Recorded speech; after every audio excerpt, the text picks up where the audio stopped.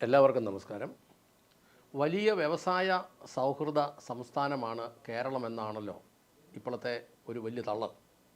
എന്ന് പറഞ്ഞാൽ ഈ തെരഞ്ഞെടുപ്പ് കാലത്ത് ഏറ്റവും കൂടുതൽ പ്രചരിപ്പിക്കുന്നതും ബോർഡ് വച്ചിരിക്കുന്നതും ഫ്ലക്സ് വച്ചിരിക്കുന്നതുമായ ഒരു കാര്യമാണ് കേരളം വലിയ വ്യവസായ സൗഹൃദ സംസ്ഥാനമാണ്. എൻ്റെ ഒരു ചോദ്യം, കഴിഞ്ഞ 5 വർഷത്തിനിടയ്ക്ക് 5000 പേർക്ക് തൊഴിൽ കൊടുത്ത എന്തെങ്കിലും ഒരു പ്രസ്ഥാനം വിജയകരമായി നടന്നുകൊണ്ടിരിക്കുന്നതിൻ്റെ പേര് പറയാമോ? കഴിഞ്ഞ 5 വർഷത്തിനിടയ്ക്ക് പുതുതായി തുടങ്ങി വിജയകരമായി നടന്നുകൊണ്ടിരിക്കുന്ന ഏതെങ്കിലും ഒരു പ്രസ്ഥാനത്തിൻ്റെ പേര് പറയാമോ? IT കമ്പനികളെ അല്ല ഞാൻ ഉദ്ദേശിക്കുന്നത്. അവർക്കാകെ AC ഉള്ളൊരു കെട്ടിടവും കുറച്ച് കമ്പ്യൂട്ടറുകളും മാത്രം ഒരിടത്ത് പറ്റുകയില്ലെന്ന് തോന്നിക്കഴിഞ്ഞാൽ അവരവിടുന്ന് പോകുന്ന വിവരം പോലും ആരും അറിയില്ല. അങ്ങനെയുള്ള IT കമ്പനികളെ അല്ല ഞാൻ ഉദ്ദേശിച്ചത്. അത് വളരെ പെട്ടെന്ന് സ്റ്റാർട്ടപ്പ് എന്നും പറഞ്ഞ് തുടങ്ങുകയും നിന്ന് പോവുകയും അല്ലെങ്കിൽ സ്ഥലം മാറിപ്പോവുകയും അല്ലെങ്കിൽ വിൽക്കുകയോ ഒക്കെ ചെയ്യുന്ന പരിപാടി ഉള്ളതുകൊണ്ട് അതല്ലാതെ ഇവിടുത്തെ സാധാരണക്കാർക്ക് വേലയും കൂലിയും കിട്ടുന്ന എന്തെങ്കിലും ഒരു പ്രസ്ഥാനം പുതുതായിട്ടുള്ളതിൻ്റെ പേര് പറയാമോ? എന്നാൽ നിന്നുപോയ 10,000 കണക്കിന് പ്രസ്ഥാനങ്ങളുടെ പേര് ഞാൻ പറയാം. നിന്നുപോയ 10,000 കണക്കിന് പ്രസ്ഥാനങ്ങളുടെ പേര്. ഗവൺമെൻറ് സർവീസുകളിൽ കുറേ അനാവശ്യമായി സഖാക്കന്മാരെ കുത്തിത്തിരുകി എന്നുള്ളതല്ലാതെ വേറെ എന്തെങ്കിലും ഒരു പ്രസ്ഥാനത്തിൽ തൊഴിൽ കൊടുത്തതായിട്ട് അറിയാമോ? ഇല്ല എന്നുള്ളതാണ് അതിൻ്റെ യാഥാർത്ഥ്യം. ലോകം മുഴുവൻ പരാജയപ്പെട്ടു പോയ ഒരു പ്രത്യയശാസ്ത്രത്തിൻ്റെ ഉപജ്ഞാതാക്കളായി ഇന്ന് കേരളത്തിൽ വിലസുന്ന ഗവൺമെൻറ് എങ്ങനെ കേരളത്തിനെ വികസിപ്പിക്കും? ഉദാഹരണം പറയാം, ഈ പ്രത്യയശാസ്ത്രം കൊണ്ട് നടന്ന രാജ്യങ്ങളിൽ പ്രധാനമായിരുന്നു സോവിയറ്റ് യൂണിയൻ. അവിടെ ദാരിദ്ര്യം മാറി നേരമില്ല. മറ്റൊരു സ്ഥലമാണ് ക്യൂബ. ഇപ്പോൾ ഈയിടെ പറയുന്ന അവിടുത്തെ ജനമെല്ലാം ഗവൺമെൻറ്റിനെതിരെ ഭയങ്കരമായ കലാപത്തിലേക്ക് നീങ്ങിയിരിക്കുന്നു. വേറൊരു സ്ഥലമാണ് ഉത്തര കൊറിയ. ഏകാധിപതി ഭരിക്കുന്നു, ഒരു ചുമന്ന സംവിധാനമൊക്കെ അവിടെ ഉണ്ടെന്നേ ഉള്ളൂ. ജനത്തിൻ്റെ വയറ്റിൽ വേറെ പോലും ഇല്ലാത്ത അവസ്ഥയാണ്. വേറൊരു സ്ഥലമായിരുന്നു വെനിസ്വല. ഈ അടുത്ത കാലത്ത് വെനിസ്വലയുടെ പ്രസിഡൻറ്റിനെ അമേരിക്കക്കാർ പിടിച്ചുകൊണ്ട് പോയി. ലോകത്തിൽ ഏറ്റവും കൂടുതൽ എണ്ണ ഉൽപ്പാദന സംവിധാനമുള്ള അല്ലെങ്കിൽ എണ്ണ ശേഖരമുള്ള രാജ്യം. ജനത്തിന് ദാരിദ്ര്യമല്ലാതെ ഒന്നുമില്ല. പിന്നെ അന്നേരം ചില ആന്തംസൊക്കെ പറയും ചൈന. പക്ഷേ ചൈനയെ സംബന്ധിച്ച് 1978 അവർ US-ഉമായിട്ടൊരു ട്രേഡ് എഗ്രിമെൻറ്റ് വെച്ചു. ആ ട്രേഡ് എഗ്രിമെൻറ്റ് വെച്ചതിന് ശേഷമാണ് ചൈനയിലേക്ക് US-ൽ നിന്ന് വലിയ നിക്ഷേപം വന്നതും വലിയ ഫാക്ടറികൾ തുറന്നതും ഈ ചൈനയിൽ ഉൽപ്പാദിപ്പിക്കുന്ന സാധനങ്ങളെല്ലാം യൂറോപ്യൻ രാജ്യങ്ങളിലേക്കെല്ലാം ഭയങ്കരമായിട്ട് കയറിപ്പോവുകയും ചെയ്തത്. മൂലധനം അതുപോലെ വന്നിറങ്ങിയില്ലായിരുന്നെങ്കിൽ ഇന്ന് ചൈന ദാരിദ്ര്യവും ആയിട്ട് കിടന്നേനെ. അപ്പോൾ ചൈനയെ കാണുന്ന കമ്മ്യൂണിസം എന്ന് പറയുന്നത് ഇന്ന് ഈ ബാക്കിയുള്ളിടത്ത് പറയുന്ന പോലത്തെ ഒന്നുമല്ല.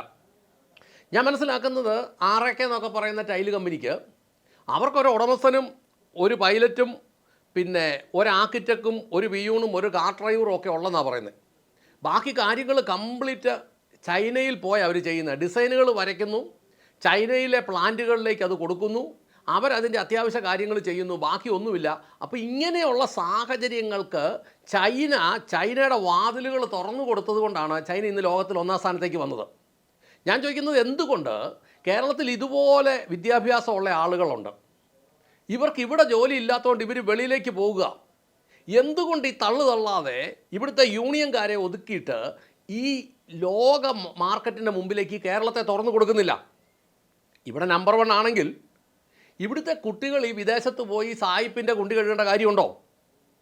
അതുപോലത്തെ സാഹചര്യത്തിലേക്ക് അവർ പോവുക.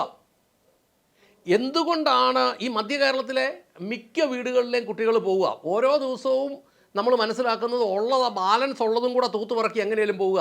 ഇപ്പോൾ അവർക്ക് UK-ലും കാനഡയിലും അല്ലെ അതുപോലെയുള്ള രാജ്യങ്ങളിലൊന്നും വേണ്ടാഞ്ഞിട്ട് ഈ മറ്റ് പല യൂറോപ്യൻ രാജ്യങ്ങളിലേക്ക്, ഈ ക്രൊയേഷ്യ പോലെയുള്ളത്, മാൾട്ട പോലെയുള്ളത് ആ രാജ്യങ്ങളിലേക്കൊക്കെ പോവുക.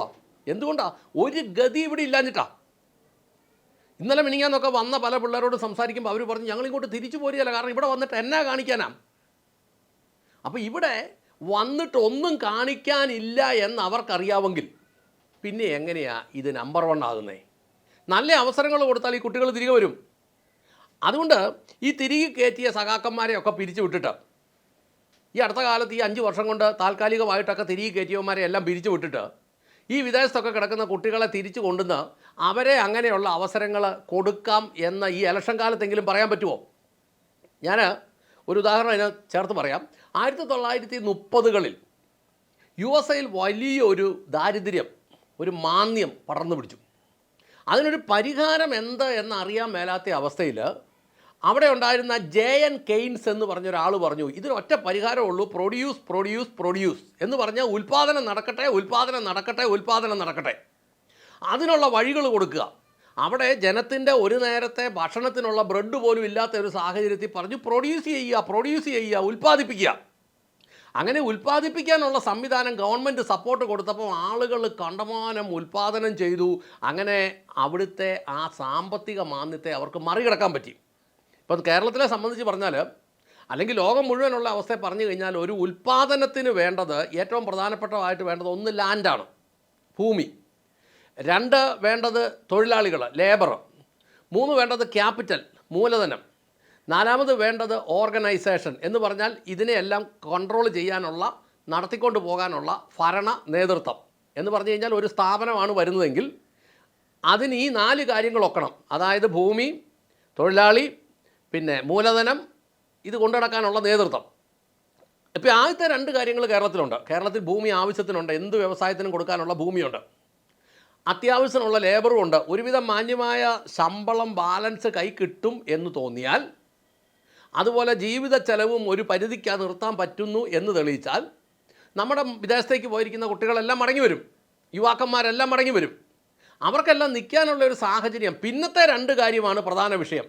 മൂലധനം വേണം, എന്ത് പരിപാടി തുടങ്ങണേലും മൂലധനം വേണം. അത് നിലവിലുള്ള ആളുകൾ ഇവിടെ കൊണ്ടുവന്ന് മുടക്കണമെങ്കിൽ അവർക്ക് അതിനുള്ള സുരക്ഷിതം കൊടുക്കണം. അവർ മുടക്കുന്ന പണത്തിൻ്റെ പലിശയും അവർക്ക് മുടക്കുന്നതിൻ്റെ ലാഭവും ഒക്കെ അവർക്ക് ലഭിക്കണം. അവർക്ക് ഈ നിരന്തരമായി തലവേദനകൾ പിടിക്കാൻ പറ്റുകയില്ല. ഈ കക്ഷത്തിയുടെ ഏറിയും വെച്ച് വെല്ലുന്നവൻ്റെ ഭീഷണി എന്നും അവർക്ക് ഉൾക്കൊള്ളാൻ പറ്റത്തില്ല. അതുകൊണ്ട് ഈ ആദ്യത്തെ 2 കാര്യം കേരളത്തിലുണ്ടെങ്കിൽ അവസാനത്തെ 2 കാര്യങ്ങൾ, ഇപ്പോൾ ഈ പറഞ്ഞ മൂലധനവും ഓർഗനൈസേഷനും നല്ല മാനേജ്മെൻറ്റും കേരളത്തിൽ ഇല്ല എന്നുള്ളതാണ് യാഥാർത്ഥ്യം. ഇത് വരണേ എന്നാ ചെയ്യണമെന്ന് ചോദിച്ചാൽ, ഒന്നാമത്തെ കാര്യം എന്ന് പറഞ്ഞാൽ യൂണിയൻകാരെ എടുത്ത് ദൂരെ കളയണം. ഒരു മേഖലയിലും യൂണിയൻ്റെ പ്രശ്നം ഉണ്ടാവരുത്. ഞാൻ ഈ ദിവസങ്ങളിൽ വീഡിയോ കണ്ടു. തിരുവനന്തപുരത്ത് ഒരു ഹാർഡ്വെയർ ഷോപ്പിൻ്റെ ഒരു ഷോറൂമിലേക്ക് വന്ന ഒരു ലോഡ് പൈപ്പ് ഇവന്മാർ യൂണിയൻകാർ തടഞ്ഞു. നീല യൂണിഫോം CA2-കാരെ തടഞ്ഞത്. അവസാനം അവർ, അതിൻ്റെ ഉടമസ്ഥന്മാർ തീരുമാനിച്ചു ആ പ്രസ്ഥാനം തന്നെ അവർ വേണ്ടെന്ന് വെച്ചു. ആ പ്രസ്ഥാനം തന്നെ അവിടെ വേണ്ടെന്ന് വെച്ചു. ശരിക്കും പറഞ്ഞു കഴിഞ്ഞാൽ ഇവർ ഈ തടത്തിൽ തടഞ്ഞപ്പം അവിടെ ഒരു അക്കൗണ്ടൻ്റ് ഉണ്ടാവാം, അവിടെ ഒരു കാഷ്യർ ഉണ്ടാവാം, അവിടെ സെയിൽസ്മാന്മാരുണ്ടാകാം, എത്ര പേരുടെ ജോലിയാണ് ഇല്ലെന്നാക്കി കളഞ്ഞത്. ഇതുപോലെ തന്നെയാണ് ഈ ആന്തൂർ സാജൻ്റെ കാര്യം. ഇതുപോലെ തന്നെയാണ് ഏറ്റുമാനൂരുടെ അപ്പുറത്ത് ഒരു വ്യവസായി വന്നിട്ട് അത് അവസാനം ഭയങ്കര ബഹളമല്ല, ഈ അവസാനം അയാളെല്ലാം ഇട്ടിട്ട് പോയി. ഇങ്ങനെ ഓരോന്ന് വിദേശത്തൊക്കെ കേൾക്കുമ്പോൾ, അല്ലെങ്കിൽ മൂലധനം കയ്യിലിരിക്കുന്നവൻ കേൾക്കുമ്പോൾ, അവനെന്തിനാണ് ഈ കേരളത്തിൽ വന്ന് ഈ മല്ല് പിടിക്കുന്നത്? എനിക്കറിയാവുന്നത് ഒരു 14,000-ഓളം പാറമടകളും ക്രഷറുകളും കേരളത്തിലുണ്ടായിരുന്നു ഒരു 5-6 വർഷം മുമ്പ്. ഇപ്പോൾ അത് വന്ന് ഒന്നാമത് ഈ മൈനിങ് ജിയോളജി എന്നും ഒക്കെ പറഞ്ഞ് കുറേ കൊള്ളക്കാരുടെ സങ്കേതമുണ്ട്.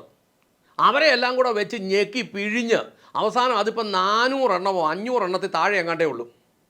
ഈ ദിവസങ്ങളിൽ എൻ്റെ ഒരു സ്നേഹിതൻ പറയുക, അദ്ദേഹത്തിന് 62 ലോറികളുണ്ടായിരുന്നു. 62 ലോറികൾക്ക് ഒരു 80-85 ഡ്രൈവർമാരുണ്ടായിരുന്നു. അതിന് 2 വർക്ക്ഷോപ്പുകാരുണ്ടായിരുന്നു, ഒരു ഓട്ടോ ഇലക്ട്രീഷ്യൻ ഉണ്ടായിരുന്നു, അവർക്ക് അവരുടെ പ്രസ്ഥാനത്തിനകത്തൊരു പമ്പുണ്ടായിരുന്നു, പിന്നെ ടയർ റീട്രേഡിങ് ഉണ്ടായിരുന്നു, പിന്നെ ഇത് കഴുകാനും പിടിക്കാനും ഒക്കെ ആയിട്ട് 1-2 പേരുണ്ടായിരുന്നു, ഗ്രീസ് അടിക്കാൻ ഒരുത്തനുണ്ടായിരുന്നു. ഇതിൻ്റെ പുറത്ത് ഈ വാഹനങ്ങൾ ഭയങ്കരമായിട്ട് ഓടിക്കൊണ്ടിരുന്ന, ഇപ്പോൾ അവസാനം വന്ന് 2-3 എണ്ണമേ ഉള്ളൂ ലോറി. സർക്കാരിലേക്ക് കിട്ടാനുള്ളതും പോയി, എല്ലാം പോയി. ഇപ്പോൾ ഇങ്ങനെ നോക്കിയിരിക്കുക. ഇത് ഒരാൾ 2 ആളോ 3 ആളോ ഒന്നുമല്ല. ഈ ദിവസങ്ങളിൽ കേരളം മുഴുവനുള്ള കോറികളുടെ ചരിത്രം നമ്മൾ എടുക്കുമ്പോൾ സാധാരണക്കാരനായ ഡ്രൈവർമാർക്കും അതുമായിട്ട് ബന്ധപ്പെട്ട ചായക്കടകളോ അല്ലെ ചെറിയ കോഫി ബാറുകളോ അല്ലെങ്കിൽ ചെറിയ പ്രസ്ഥാനങ്ങൾ, മുറുക്കാൻ കടയോ വീടിക്കടയോ ഒക്കെ ആയിരുന്നേ പോലും അങ്ങനെയുള്ളത് മുഴുവൻ നിർത്തിക്കളഞ്ഞു എന്നുള്ളതാണ് സത്യം. അങ്ങനെ ചിന്തിക്കുമ്പം ഈ നിന്നുപോയ സ്ഥാപനങ്ങൾ ധാരാളമാണ്. സർക്കാരിൻ്റെ ഉടമസ്ഥയിലുള്ള 150-ലധികം സ്ഥാപനങ്ങളാണ് നിന്നുപോയത്. അപ്പോൾ ഇതിങ്ങനെ നിന്ന് പോയി വരുമ്പോൾ ഒരു മുഖ്യമന്ത്രി ഒരു 40-50 വണ്ടിയുടെ അകമ്പടിയായിട്ട് പോയിട്ട് മലയാളിക്ക് എന്താ ഗുണം?